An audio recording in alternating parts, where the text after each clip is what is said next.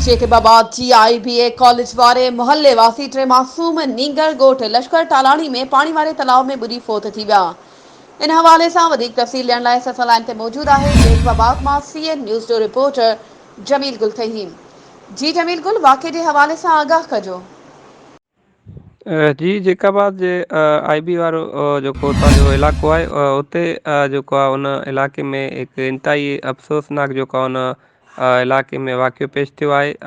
टे जेके मासूम ॿारड़ा आहिनि उहे जेके आहिनि मच्छी जे तलाउ वारे पाणी में जेके आहिनि ॿुॾी फौत थिया आहिनि, जंहिंमें नींगर आहे नसरुल्ला संदसि उनजो जेको भाउ आहे कादरी, ॿियो जेको उनजो पुटु आहे वज़ीर जेको आहे गोलाटो डोमकी, जॾहिं हिकु ॿियो जेको आहे उनजो सौटु आहे जंहिंमें मासूम नींगर ज़हीर पुटु जेको आहे त ज़हूर अहमद गोलाटो डोमकी जेके समेत टे जेके ॿार आहिनि इहे जेके आहिनि त लश्कर खान टालाणी वारे पाणी वारे तालाब में जेके आहिनि ॿुॾी जेके आहिनि फौत थिया आहिनि।